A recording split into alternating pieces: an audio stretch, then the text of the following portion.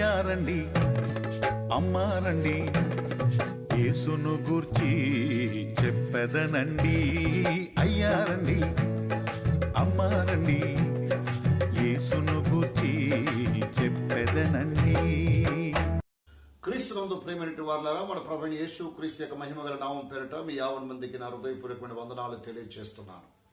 ఈ దినమందు ఒక ఇద్దరు వ్యక్తులు వచ్చి నేను మీతో పంచుకోవాలని ఆశపడుతున్నాను.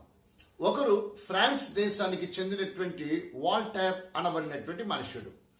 ఈ ఫ్రాన్స్ దేశానికి చెందినటువంటి వాల్టైర్ అనేటువంటి మనుషుడు నాస్తికుడుగా ఉండి క్రైస్తవ్యానికి వ్యతిరేకంగా వ్యవహరించేటువంటి వ్యక్తి. 18వ శతాబ్దంలో ఉన్నటువంటి వాల్టైర్ అనబడినటువంటి నాస్తికుడు తన యొక్క జీవితంలో ఒక తీర్మానాన్ని తీసుకున్నాడు. తను చూస్తూ ఉండగా ప్రపంచ దేశాలలో అత్యధికంగా యేసు క్రీస్తు వారు స్తుతింపబడుటయు ప్రశంసింపబడుటయు అతడు గమనించి క్రైస్తవ్యం పట్ల ఒక రకమైనటువంటి అక్కసు తెచ్చుకున్నాడు. ఒక రకమైనటువంటి అక్కసు పెంచుకునే మనుషుడు ఇలాగ తీర్మానం చేశాడు. ఇక 100 సంవత్సరాలలో భూమి పైన ప్రపంచంలో పరిశుద్ధ గ్రంథం లేకుండా చేసి దాన్ని భూస్థాపన చేస్తానని కంకణం కట్టుకున్నాడు వాల్టైర్ అనబడినటువంటి భయంకరమైనటువంటి నాస్తికుడు.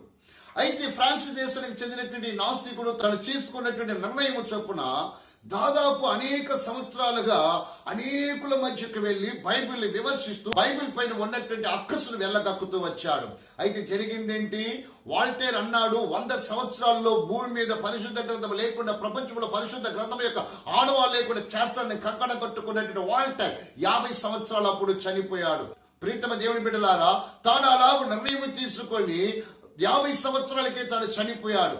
అయితే జరిగింది ఏంటో తెలుసా? వాల్టైర్ చనిపోయిన తర్వాత వాల్టైర్ ఉన్నటువంటి ఇల్లు జెనీవా బైబిల్ సొసైటీ వారు కొనుగోలు చేశారు. జాగ్రత్తగా గమనించండి. ఏ మనుషుడైతే బైబిల్ గ్రంథాన్ని భూలోపల లేకుండా నేను ఒక్కనే దానికి భూస్థాపన చేస్తానని కంకణ కొట్టుకొని ప్రయాసపడ్డాడు. ఆ మాటలు పలికిన వాడు 50 సంవత్సరాలకి చనిపోయాడు. అయితే విచిత్రము, దేవుని యొక్క సంకల్పం ఎలాంటిదో తెలుసా? ఎవడైతే పరిశుద్ధ గ్రంథానికి వ్యతిరేకముగా లేచి పరిశుద్ధ గ్రంథాన్ని భూలోకంలో లేకుండా చేస్తాను, భూస్థాపన చేస్తానని కంకణ కట్టుకున్నాడు, వాడు చనిపోయిన తర్వాత వాడిని జెనీవా బైబిల్ సొసైటీ వారు కొన్నారు. జెనీవా బైబిల్ సొసైటీ వారు కొన్న తర్వాత ఎవడైతే బైబిల్ ని అంతరింపచేస్తానన్నాడో వాడి ఇంటిలోనే బైబిల్ గ్రంథాలు ముద్రితం కావడానికి దేవుడు కృపణించాడు. బైబిల్ ని వ్యతిరేకించిన వారందరూ హతమైపోతున్నారు. కానీ నేటికి బైబిల్ గ్రంథం అనేకుల యొక్క హృదయాలలో సురక్షితంగా జీవిస్తూ ఉన్నది. నాకు ప్రియమైనటువంటి బిడ్డలారా, ఇలాంటి ఇన్సిడెంట్లు ఎన్నైనా నేను చెప్పగలను. బైబిల్కి వ్యతిరేకించి బైబిల్ లేకుండా చెయ్యాలని కంకణ కట్టుకున్న వారందరూ కూడా మట్టికి మట్టి అయిపోయారు. కానీ పరిశుద్ధ గ్రంథం మాత్రము కోట్లాది ప్రజల యొక్క హృదయాలలో సురక్షితముగా నివసిస్తూ ఉన్నదంటే బైబిల్ గ్రంథము మానవ కల్పిత గ్రంథము కాదు, అది విశిష్టమైనటువంటి దేవాతి దేవుడి పలికి వ్రాయించిన అద్భుత గ్రంథమై ఉన్నది. మరియు ఇంగ్లాండ్ దేశంలో ఫ్రాంక్ మారిసన్ అనేటువంటి ఒక న్యాయవాది, ఇతడు కూడా నాస్తికుడు. నాస్తికుడైనటువంటి ఈయన జీవితంలో క్రైస్తవ్యం పట్ల భయంకరమైనటువంటి వ్యతిరేకత ఉన్నది. క్రైస్తవ విరోధిగాను నాస్తికుడుగాను ఉన్నటువంటి ఫ్రాంక్ మారిసన్ అనబడినటువంటి న్యాయవాది ఒక ఆలోచన చేశాడు. ఏంటో తెలుసా ఆ ఆలోచన? ఈ రోజు ఉన్నటువంటి క్రైస్తవ్యం అన్ని మతాల్లో కూడా, అన్ని మార్గాల్లో కూడా బలమైనదిగా ఘనమైనదిగా కనబడుతూ ఉన్నదంటే దీని యొక్క పునాది ఏమిటి? అసలు ఇతరులకును ఇతర మతాలకును దీనికి బైబిల్కి ఉన్నటువంటి విశిష్టత ఏంటి? క్రైస్తవులకు ఉన్నటువంటి ఆ గంభీరత్వానికి కారణం ఏంటి అని ఆలోచించినప్పుడు ఫ్రాంక్ మారిసన్ అనబడినటువంటి న్యాయవాదికి ఒకటి అనిపించింది. ఏమనిపించిందంటే, ఏ గ్రంథాన్ని చదివినా కొందరు కల్పన కావ్య పురుషులుగా ఉన్నారు. ఇతరులు కొందరిని గమనించినప్పుడు వారు మతాలు స్థాపించినప్పటికీ, మార్గాలు బోధించినప్పటికీ వారు ఎలాగైతే వచ్చారో అలాగే చని, అలాగే మట్టికి మట్టి, దుమ్మకు దుమ్మైపోయారు. అయితే యేసుక్రీస్తు వారు మాత్రమే చనిపోయి తిరిగి 3వ రోజు లేచాడు అని క్రైస్తవులు చెబుతూ ఉన్నారు. కాబట్టి వీరి యొక్క గంభీరత్వానికి గల కారణము యేసు క్రీస్తు యొక్క పునరుత్థానమని వారు చెబుతున్నారు. బైబిల్ చెప్తుంది.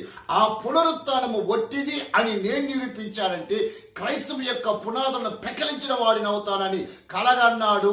పుస్తకాలు రాయటానికి పూనుకున్నాడు. ఫ్రాంక్ మారిసన్ అనబడిన నాస్తికుడైనటువంటి న్యాయవాది. ఆ ప్రీతమ దేవుని బిడ్డలారా, పేరుగాంచినటువంటి న్యాయవాది, భయంకరమైనటువంటి నాస్తికుడు, క్రైస్తవ వ్యతిరేకి యేసుక్రీస్తు యొక్క పునరుత్థానము వట్టిదని చెప్పి రాయటానికి పూడుకని రాస్తూ ఉన్నాడు. ఆయన గూర్చినటువంటి కార్యములు ఎత్తి రాయటానికి పరిశుద్ధ గ్రంథాన్ని చదవడానికి ప్రారంభించాడు.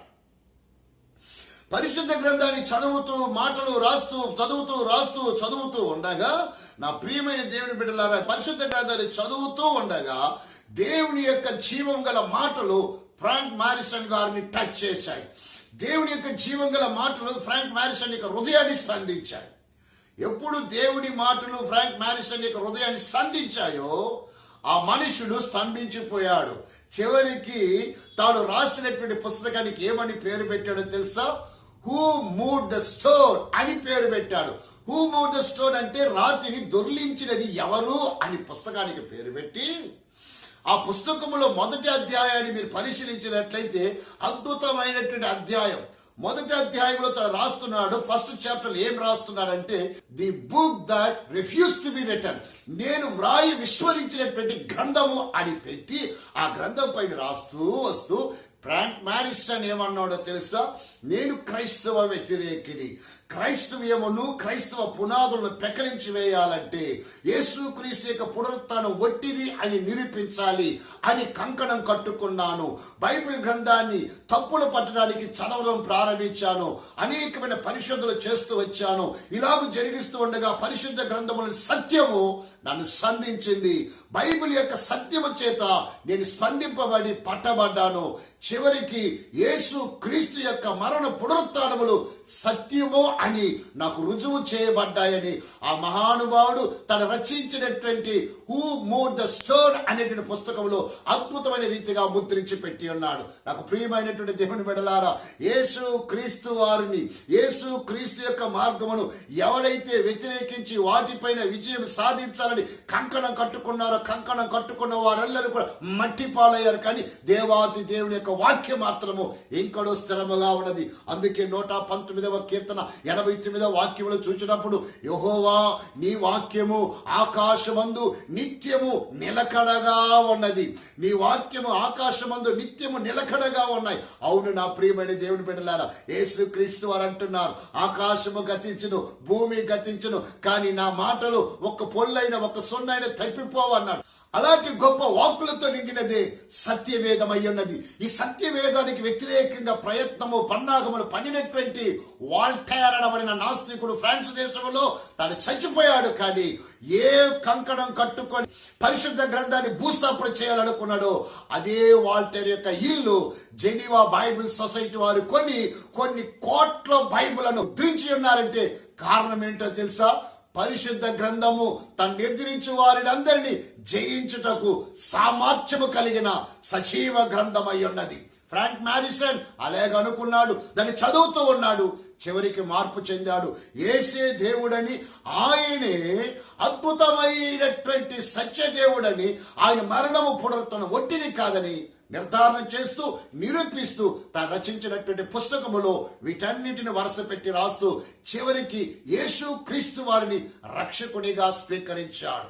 నా ప్రియతమ దేవుని బిడ్డలారా, యేసు క్రీస్తు వారినైనను పరిశుద్ధ గ్రంథముని వ్యతిరేకించిన వారి యొక్క పట్టికను మీ ముందు పెట్టగలిగినట్లయితే వ్యతిరేకించిన వారెల్లరూ కూడా ఒకటి ఓడిపోయారు లేదా స్పందింపబడి ఆయనకు సాక్షులుగా మారారు. ఇది మాత్రమే చరిత్రలో ఉన్న సత్యం.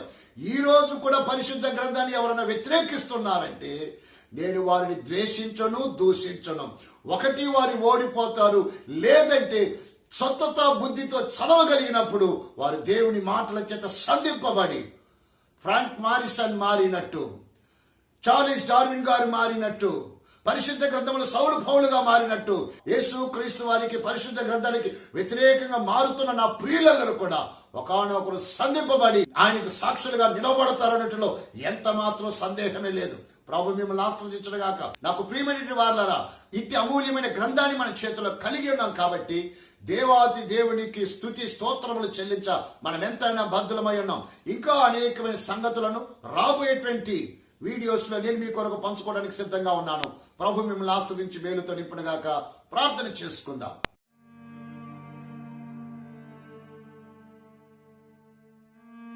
మహాపరిశుద్ధుడు వగు మా ప్రియ పరలోకపు తండ్రి, మీకు వందనములు చెల్లిస్తున్నాను.